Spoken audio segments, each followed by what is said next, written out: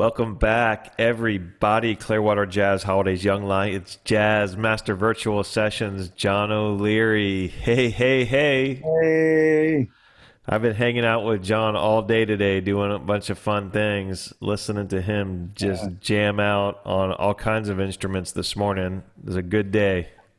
thank you. Thank you so much. All right, so we got John O'Leary back with us. He's joining us for a our what I love about series. We've been doing a few of these. This is the first one on piano, specific for piano, and John's topic today is what I love about Oscar Peterson. So we're really looking forward to this. Participants are muted for the courtesy of the session. If you have questions, use the chat feature. We'll get those to John.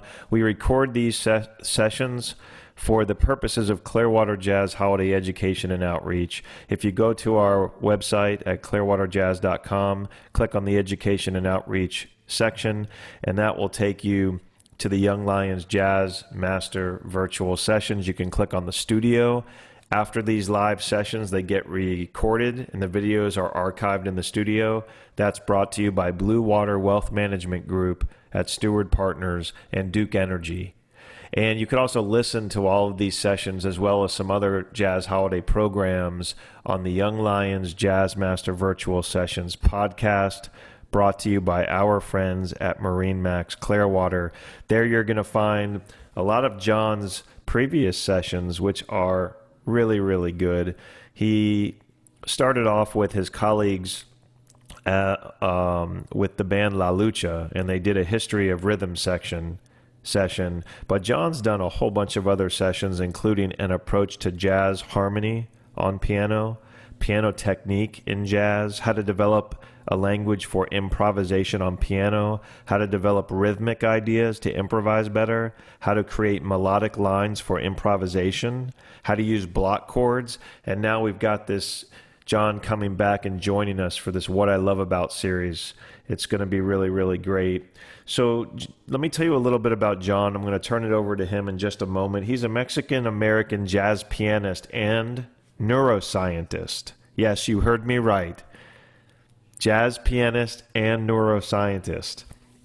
He's the pianist for the highly acclaimed trio La Lucha in the Tampa Bay area. John has had a winding path. He was born in the Yucatan Peninsula, where he started piano lessons at age 3 and played classical piano until the age of 12. Once in the United States, he picked up the tuba in the concert band and continued to develop his musicianship through high school, later gravitating, of course, to the piano. He scored a whole bunch of accolades on both instruments, though. John attended the University of South Florida, where he studied tuba, jazz piano, and biochemistry. He graduated cum laude with a BA in jazz piano performance, a minor in tuba performance, and an honors thesis in biochemistry. He toured Italy and France with the USF Big Band and Jazz Tet Combo, playing in the 2007 Umbria Jazz Festival and Juan Les Pins Jazz Festival. As a member of these bands, he's played with many, many, many jazz greats, including Randy Brecker and Wycliffe Gordon, and I could go on and on and on. As a scientist, John completed his PhD in neuroscience at the University of South Florida, where he is the recipient of the Ruth L. Kirchstein Pre-Doctoral Fellowship from the National Institute of Neurological Disease and Stroke. He has been an invited speaker at the Society for Neuroscience, Midwestern Stress Response, and American Chemical Society conferences. Please check out La Lucha's music wherever you stream and John's solo stuff, and check out their latest release, Everybody Wants to Rule the World, because it is fantastic. And Clearwater Jazz Holiday is lucky to have La Lucha joining us on a number of our upcoming live socially distanced music series called CJH Presents Wanderlust, including a performance this Friday evening, which is sold out on Clearwater Beach. Really looking forward to that, John. Welcome back to these sessions. The stage is all yours. Oh, you're muted. Thank you so much for having me. Thank you so much for being here. It's really an honor to have the opportunity to be with you guys and to share my thoughts on the great OP. So let me share my screen here. Okay, share. And I'll go right here. Man, so Oscar Peterson, so much to say on Oscar Peterson. Like Steve said, this is the What I Love About series. And I had to choose pianists that were like really influential for me and my development as a musician, as a pianist in particular. And Oscar Peterson was the very first person that I was just absolutely in love with. I remember listening to Oscar Peterson in the old days of Napster. I was a high school student. I was in my second year of high school, and even though I played tuba during the wind ensemble, in the jazz band, it was the very last period of the day. The pianist was a senior the previous year, and they needed somebody. And since they knew I played piano, they asked me to come in and join. But I didn't know anything about jazz or how to play or anything. And the first thing, the band director said, "Hey, listen to some jazz pianists, just so you can get an idea of like what it's supposed to sound like." And one of the names that he gave me was Oscar Peterson. So I went home and my dial-up 56K modem on AOL online, and I downloaded. I just typed in Oscar Peterson in Napster, and I got a piece called Samba de Orfeo, and this was the very first time I had ever heard Oscar Peterson, and I was wow. So I'm going to play you first the melody so you have an idea of what the melody sounds like, and then Oscar's solo on this tune, Samba de Orfeo.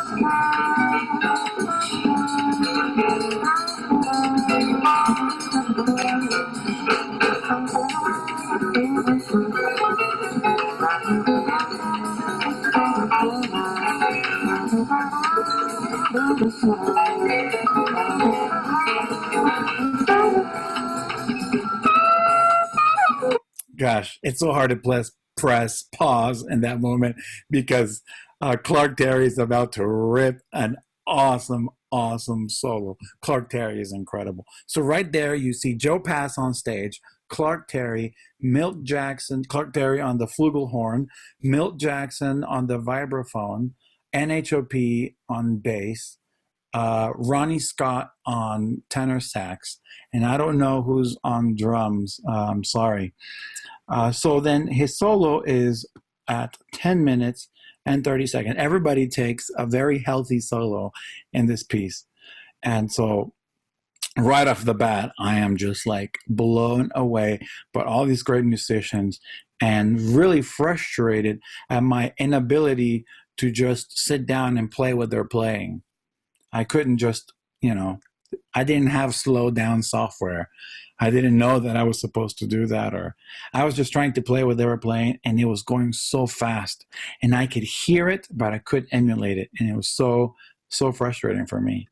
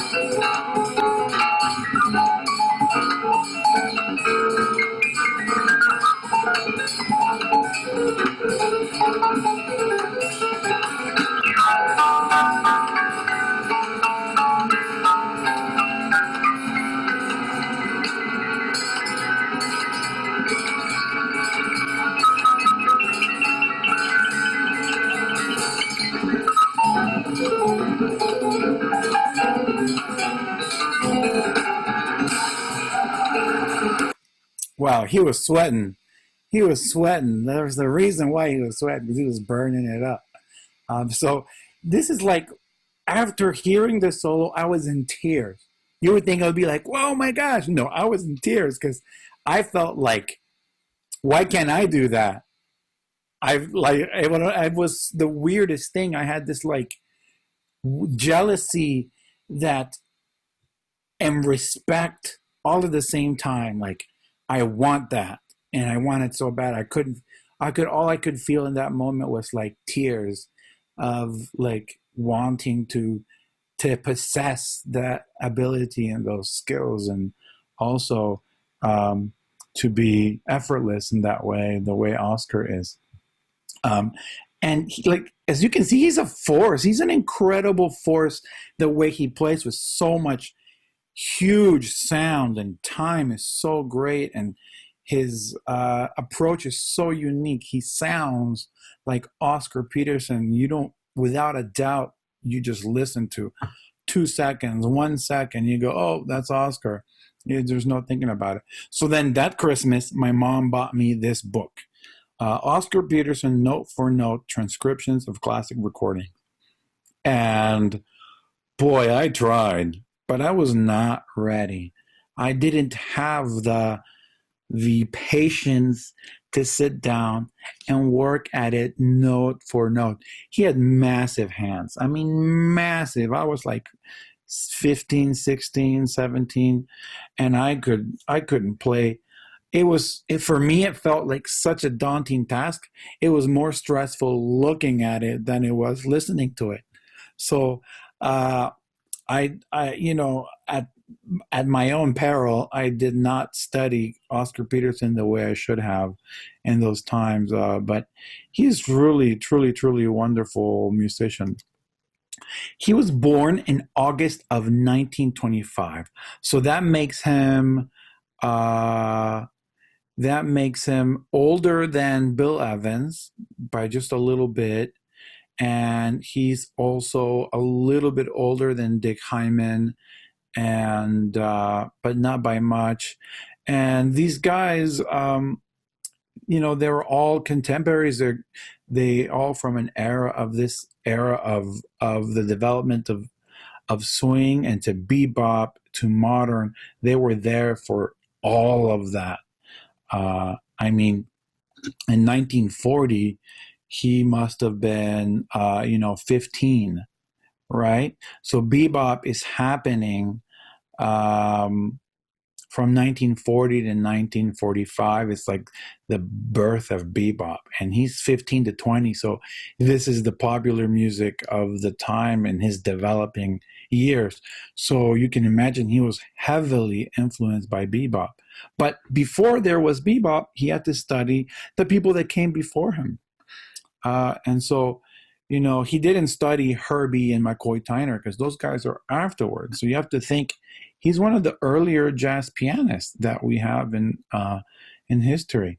So he's from Montreal, Quebec. He's from Canada, and that makes him one of the most celebrated Canadian pianists and musicians there are. He was prolific when it came to recording. Man, this guy was recording all day, every day. Over 200 recordings. He won 8 Grammys. By the time that he was past his prime, he was so famous. He was one of the most popular jazz pianists. He was on TV shows. He was touring all over the world. He just absolutely incredible. Also, another thing about that video, you can tell that they're in the 70s by the way everyone's dressing with their collars, big collars, and their colorful jackets and medallions. Man, that's awesome. I wish I could wear big collars and medallions, and my big metal chains when I'm playing, man. That's amazing. Super jealous of that.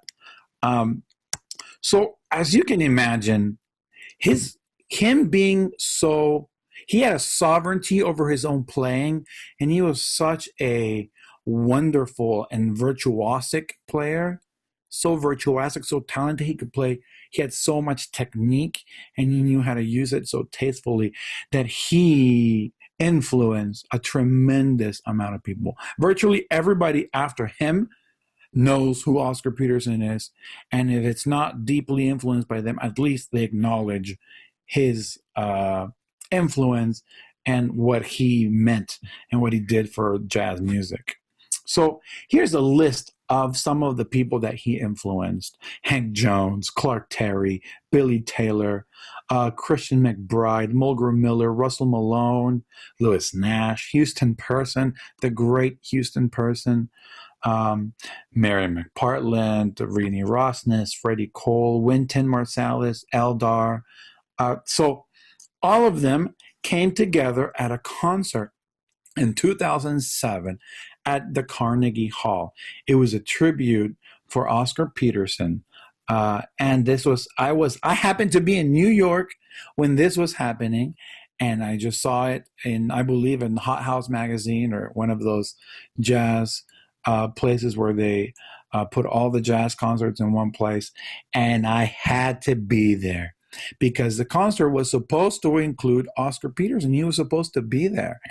Unfortunately, he was too sick at that time and wasn't able to make it. But I got to see all these people play live in front of me, like Hank and Clark, man. And you know how much I love Clark Terry. So to see him, at the end of his life, to be able to say, like, I was there and saw him and Hank, that was huge for me. I was at this concert. Incredible.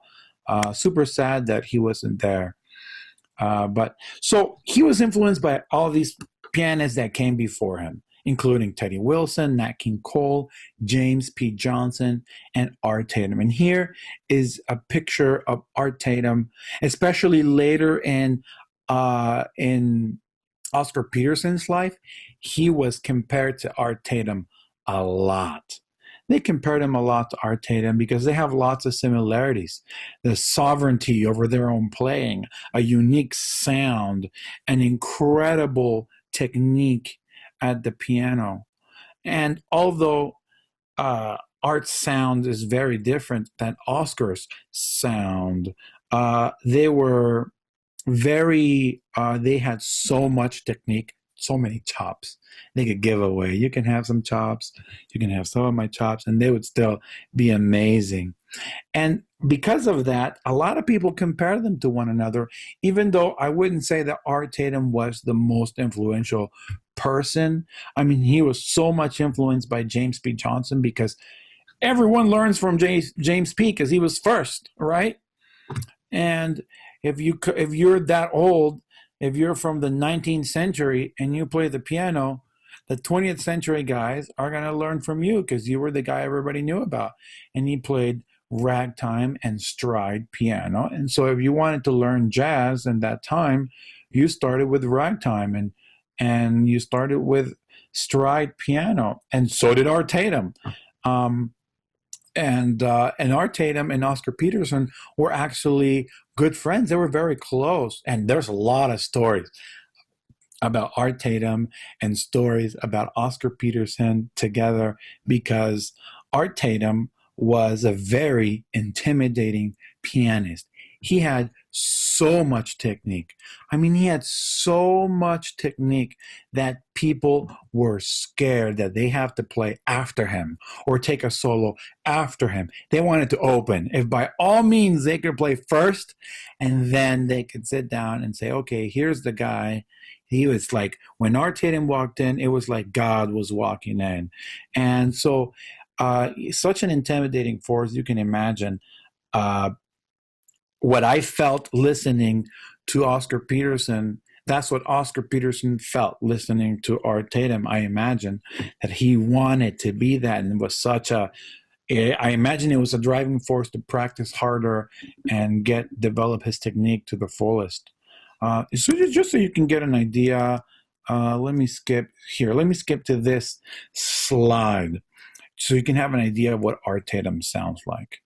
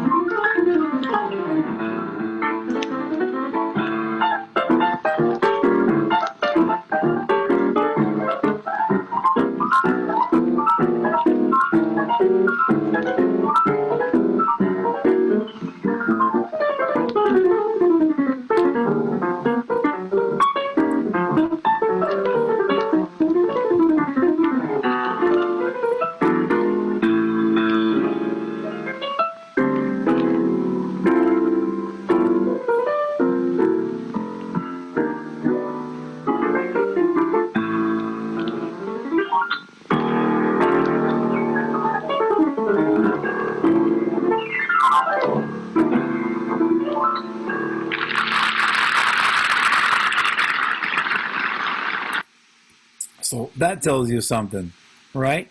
And also, Art Tatum was blind. He was legally blind. He couldn't see nothing out of one eye, and he could only see a little bit out of his other eye, mostly like shade. I was told, I don't know for sure, but I know that he was legally blind.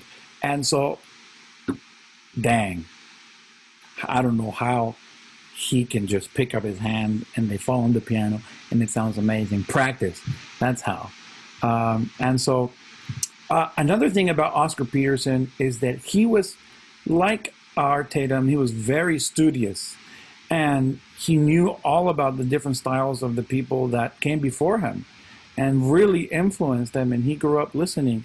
And so here's a video where he's demonstrating on this show on TV about the different styles of jazz. This is super fun and interesting to watch. Scratch the bosom, Dorothy, here. Well, I thank you and His Grace the Duke thanks you, and Oscar, let's hurry through this. I've got some notes here from my scrapbook. I wonder if it would be possible to pick a tune and have you show us just superficially, perhaps. Are you going to pick a tune that I know? I'll let you pick the tune. No, go ahead. Because I might pick buttons and bows, or who knows.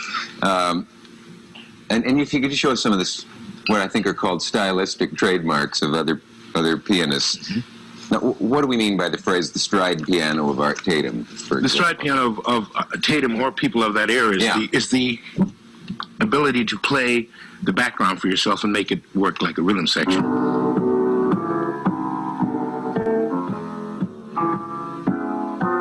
As opposed to when you play with the rhythm section, where you would just hold a chord usually, or punctuate with a chord and play.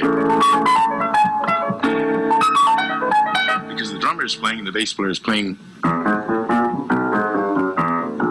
So this way you go. Yeah.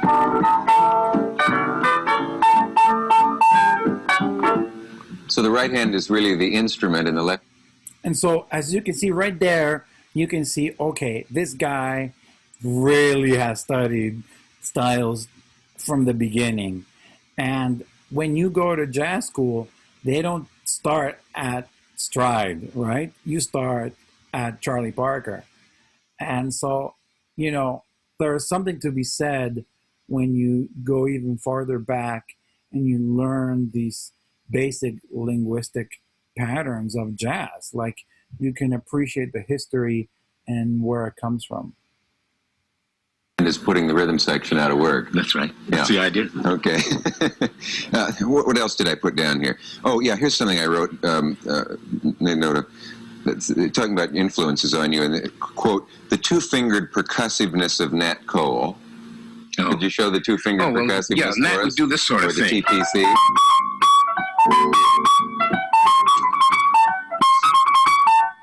Which each note has its own articulation rather than being an insipid phrase like it's.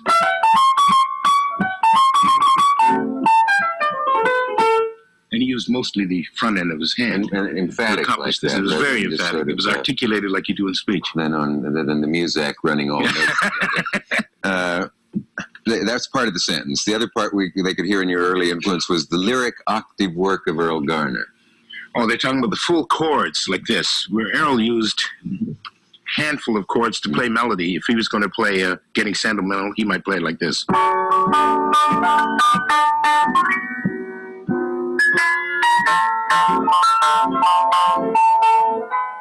delay it like that. Uh-huh.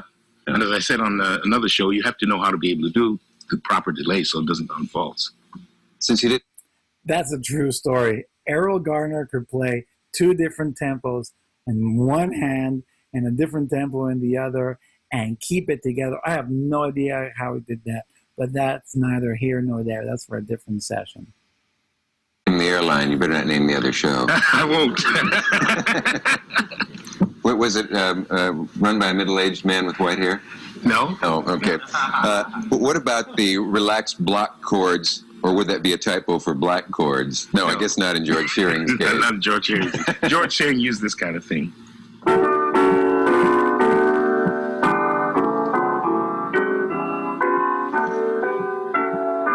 To run melodies like Roses of Piccadilly, where he used the fullness of a sax section almost, instead of playing full chord. I'll play it again with partial chord. Partial chord would be two notes, for instance.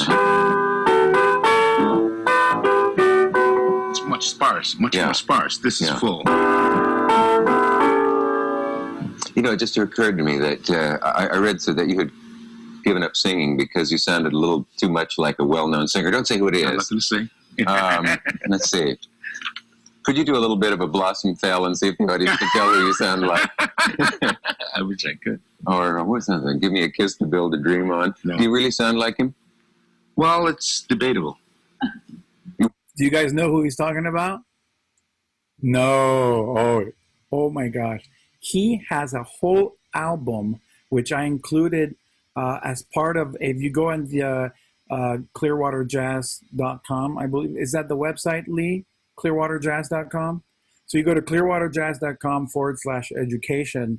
you see where this talk is there, and next to it there is a Spotify playlist. I included a song from that Spotify playlist called I forget what it's called, but he sings and he sounds like one of the influences that he's just talking about, and you can hear that. It's quite remarkable how much he sounds like this person. So it's Nat King Cole. All right. So think about Nat King Cole, and you're going to go and hear Oscar Peterson sing, and he sounds amazing. Oh, you are too marvelous for words.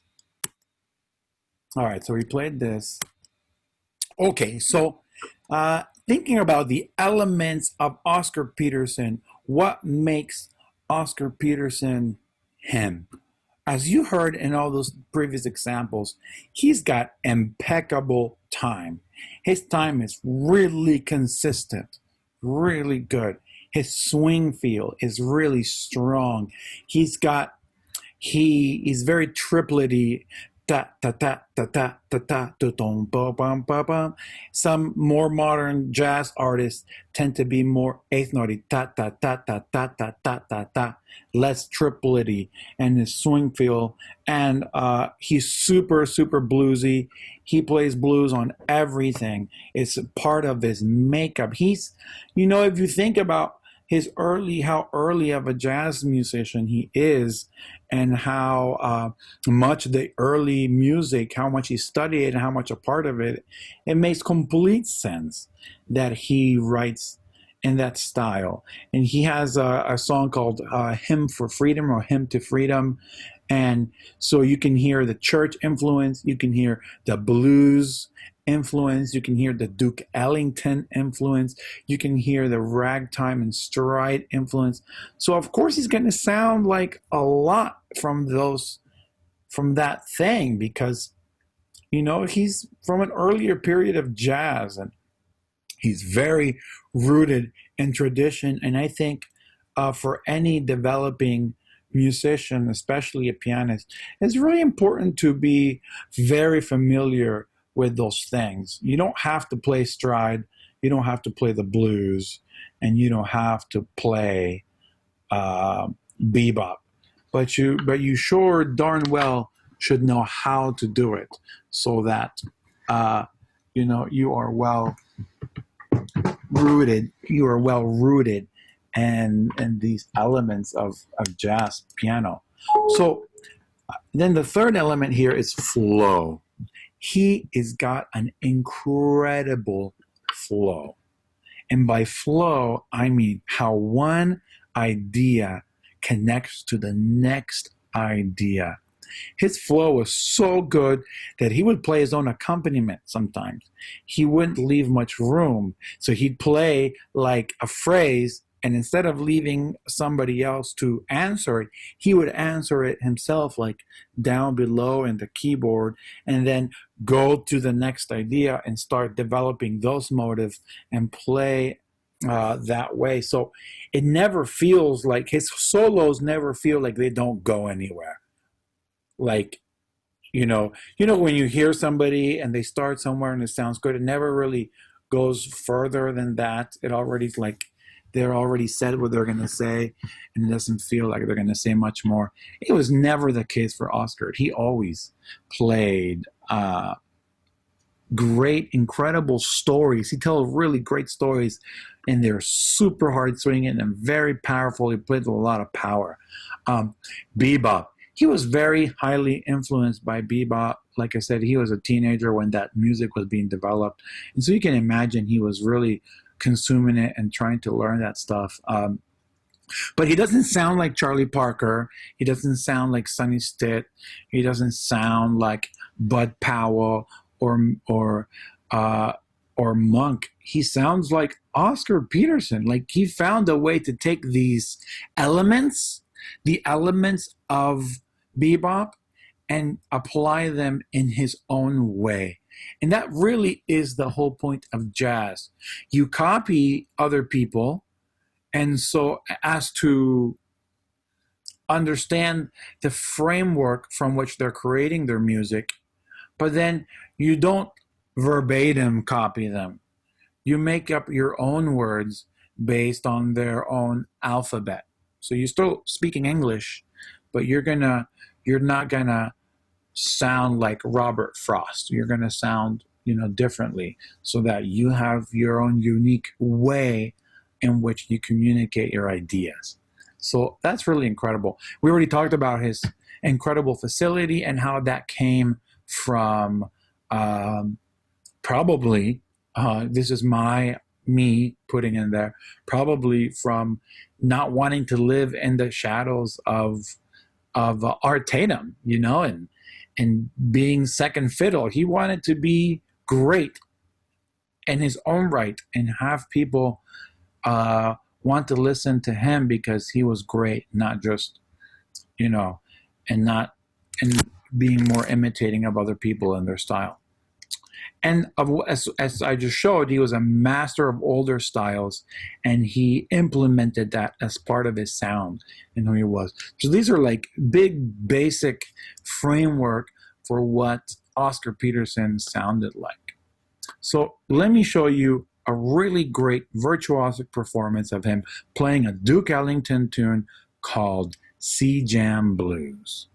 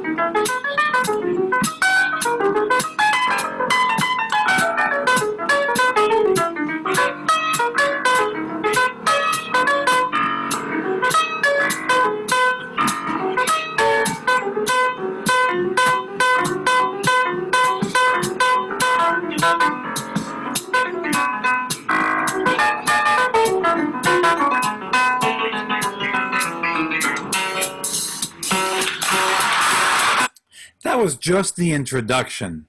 I mean, just the introduction. So let's talk. When I'm talking about swing, in that he swings hard, what I mean is that when he plays, you want to go 1, 2, yeah, you immediately feel where the beat is, and you go, like, there's no question about it. You're already feeling that. You already feel the rhythm section there as if they were already playing, but they're not. How does he do that? I have no idea, but it's incredible. you already hear somebody going.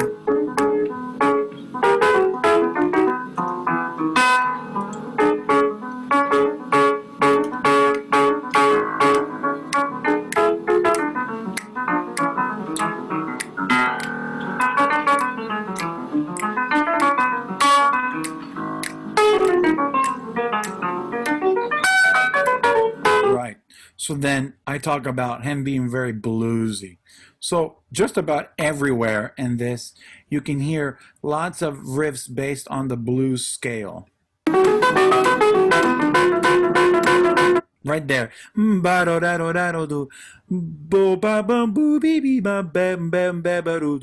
That's, he's taking this blues language, and obviously this is a blues song as played in the jazz format, in the jazz idiom. And it's still the blues, and you can still feel the blues. And the blues is about having hope in the middle of a horrible situation. And you may be in the middle of a situation, but you're going to sing the blues because singing the blues gives you hope. And you can almost feel the wailing, the pain, and the beauty and the hope, all of it, in the way that he is so well versed in the blues language.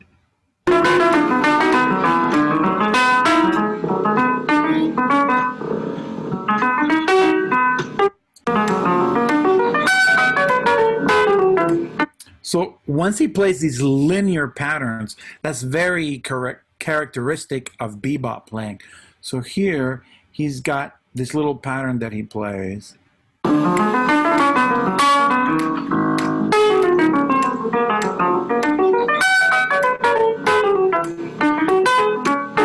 So then he had like several bars of where he was just playing a line, single notes, bo ba ba ba be be do be do.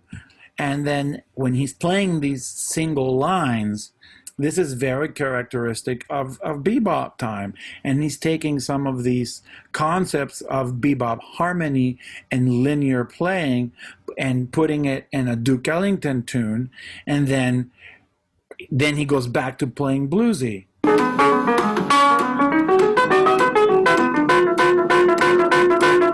Blues.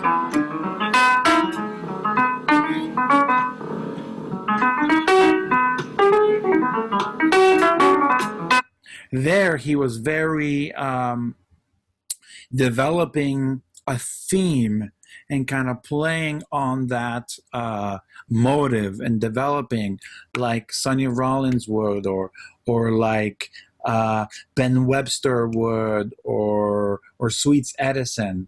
It's it's a very characteristic of swing style of music, where instead of just playing line, it was, here's a motive. Bo-ba-da-boo. Okay, and then I will take an answer. Bo-ba-da-boo-bee-bee-bee-bee. And then maybe a line. And so he was incorporating these old ideas and these new ideas together.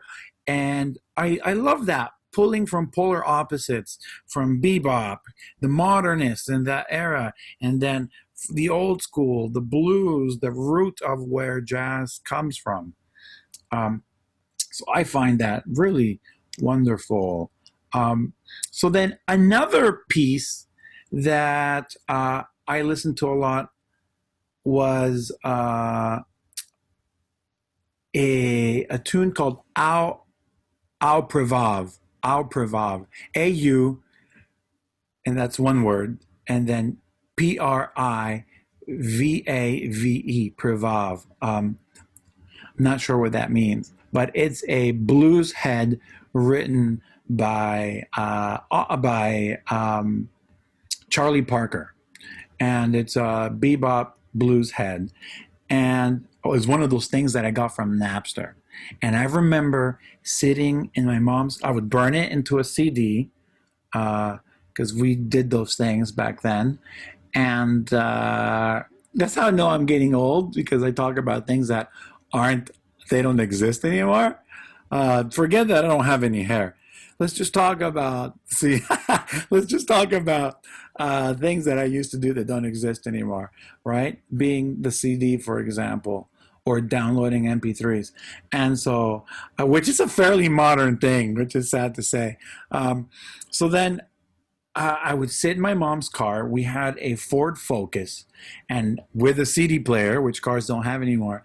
And I would put my burned CD in there, and I would blare up the volume. My mom was trying to rest, and she's like, "Johnny, turn that down." Those were not the words that she used. But I remember just loving how swinging this trio was. This is with NHOP. Oh, no. Let's see if I can find it here on well, here's one example. This is Oscar Peterson playing Sweet Georgia Brown, just to show you how much technique he had. Like he could play fast.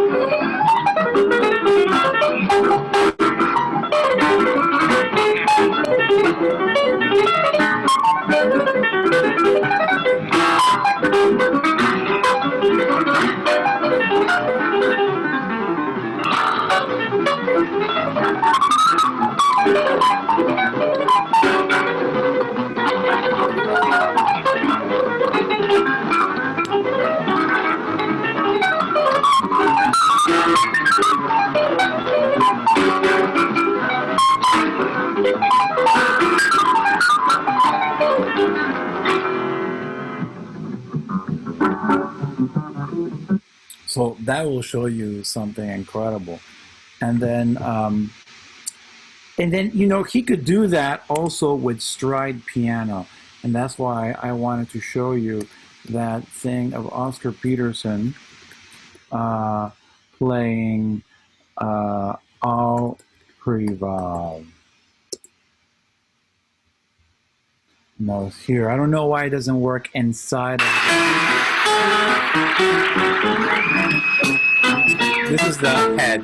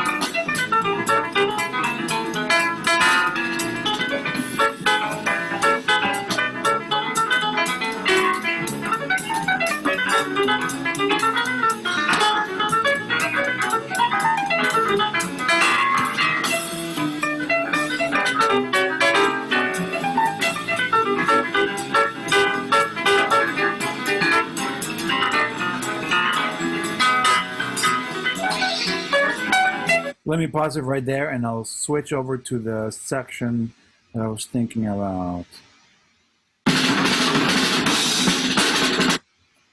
Right after the drum solo.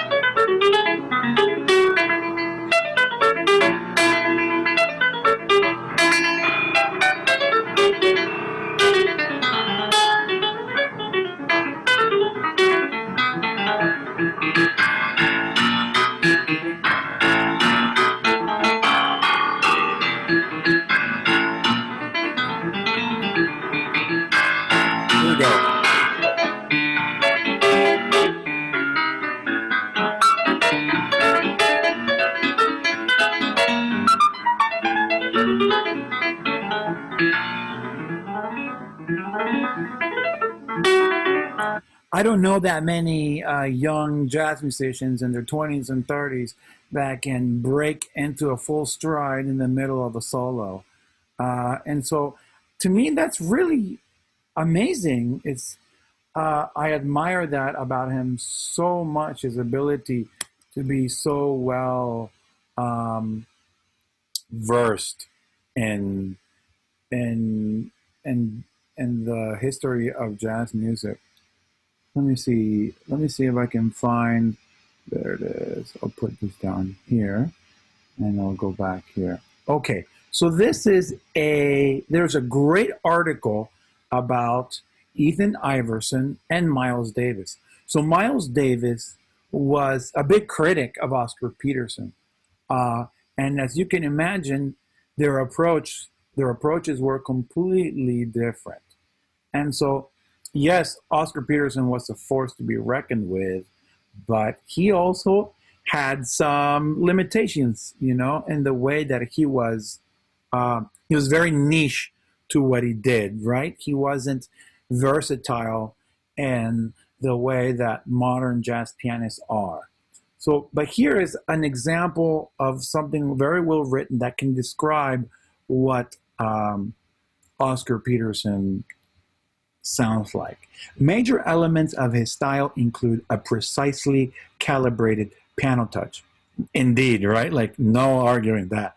That executed both swing and bebop phraseology, I believe that's a new word, with crystalline clarity. A rigorous insistence on the blues, a left hand that could play nearly as fast as his right. And that's actually really rare because we get claw hand in jazz, chord, nice right hand, claw hand. And he was very rigorous in practicing to develop his left hand equally. Exceptionally large voicings because his hands were enormous, and complicated small ensemble arrangements. His phrasing while improvising is breathless and with little space. So that's one of the things that you talk about. The criticism of OP is that he's too bluesy all the time. And Miles would say that he would run the blues to the ground. And he would take a tune like Joy Spring, a bebop tune by Clifford Brown, that's meant to enjoy different tonal centers and to weave in and out using bebop language, not necessarily the blues. And the way that Oscar Peterson plays Joy Spring is the way he plays C Jam Blues. This is the way he plays all the time. And so that's one of, it's him. It's what he hears. It's how he hears music. And so what are you going to do? He is very bluesy. And so when it comes to playing swinging things, he's going to swing so hard, you're going to be dancing in 3 seconds. So if your music doesn't need that, then he's not your guy. Another thing is that his music needs more space. One idea goes right into the next idea, goes right into the next idea. There's a wall of sound always in each phrase, better, more swinging than the next one, everything giving you more and more and building you to hear this incredible climax, and then the song's over. And so every song's that way. And so there is a sort of monotony to his playing. There's not a lot of diversity, and there's not a lot of breath. He's bam, bam, bam, bam, bam, all there. His playing and his accompaniment too. If you hear him accompanying singers, or if you hear him accompanying behind somebody, he's in there playing all the time. There's not a lot of interaction with the rhythm section. Now, he did give a lot of love to bass players, a lot of bass solos, a lot of spaces for the bass to do fills that were pre-planned. It wasn't something that was improvised in the moment, and that's part of because he did most of his trio recordings with guitar and bass and piano. And so what the guitar would do the Freddie Green thing, king, king, king, king, king, king, king, king, ting, ting, ting, ting, ting, ting, and that would keep the beat. And in that video of him on TV showing the different styles, you can hear his foot.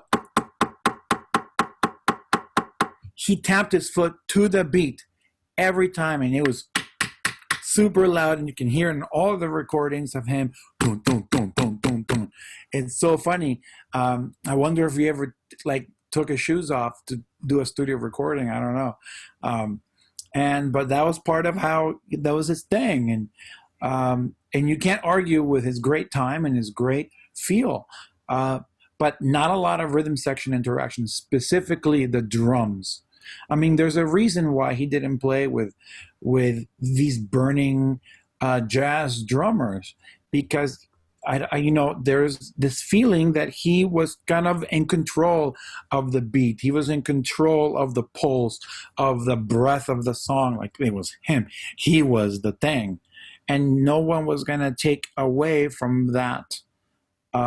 He was the main, the main platter and the salad and the dessert. And so, so he took control of the rhythm section. And so, hey, but if you played with him, your salary went up because he was very popular and he was a virtuoso. And he also meant a lot. He meant a lot to the Black community, and he meant a lot to that moment in time, because he was proof that African Americans could be as good as anybody. And he was an incredible person. And he, as you can see in his personality, he was such a sweet, loving, and he was very, unlike many other jazz musicians like Miles Davis, he was a very, a man of integrity. He wasn't doing drugs, and he wasn't pimping women like Miles Davis. He was a very honest person, and he was a man of integrity, even if he might be too egotistical about his playing sometimes. But man, you can't find too much fault with Oscar Peterson. He was a real role model for people. And here's one of the things that Ethan Iverson says in his blog post. If Davis taught the world what cool meant, Peterson taught the world what respecting a Black virtuoso meant. And this is interesting because the world went the way of Miles Davis. Modern jazz is not like the way Oscar Peterson. This was a debate. Do you play in the Oscar Peterson style, this traditional? We still have these people that sound that way, and this kind of that make their trios in that way, or do we play like Miles and his great second quintet with Herbie Hancock and Tony Williams? And this rhythm section was so, Ron Carter on bass was so great. They all brought something to the table, and they all had to come together in a democracy. They all had to say, okay, where's the time? Who's going to fill the phrase here? Because they all had so much chops and they all had so much to say that they had to negotiate much more than you did in an Oscar Peterson trio. It was Oscar's show, and you were there to back him up and make him look good.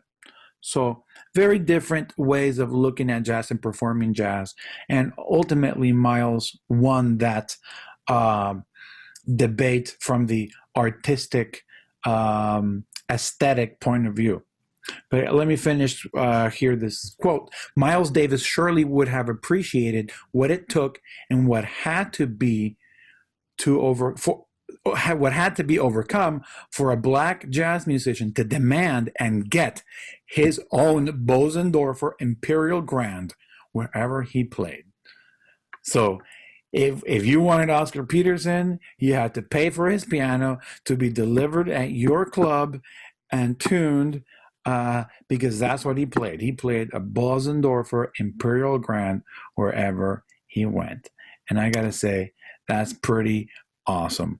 So if you want to see this and read more about this article and the divide between Miles Davis and Oscar Peterson, go to ethaniverson.com and type in Oscar Peterson and Miles Davis, and you'll find it. Let me see if I can move this thing around so you can see this. There you go. ethaniverson.com, Rhythm and Blues, Oscar Peterson and Miles Davis.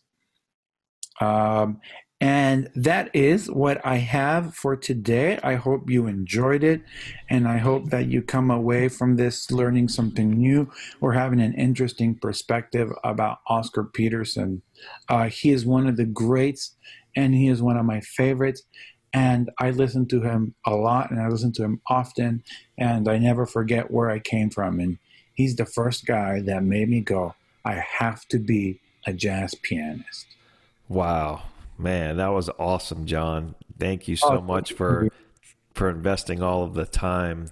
That was really comprehensive, and you always go the extra mile. It means a lot to us, and I know that for everyone watching today, but it was fantastic. But I know for all the additional students that follow along and watch these things later, it's just very inspiring, and I think a lot of people are going to get a lot out of these What I Love About series sessions. So great. So thank you so much, John.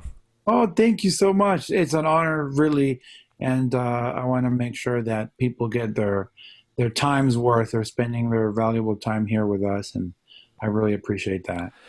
Yeah, so for those of you continuing to follow along with the evolution of this initiative, there are so many wonderful upcoming virtual sessions. Go to the clearwaterjazz.com and you'll see the upcoming schedule. There's several more this week, and these things are scheduled now into December, and we hope to continue this program for a long time, definitely into the early part of 2021 and hopefully beyond. So on behalf of the Clearwater Jazz Holiday Foundation, thank you to John O'Leary, and thank you to everybody who has watching, listening, and helping to make these things really special. Stay safe out there, everybody.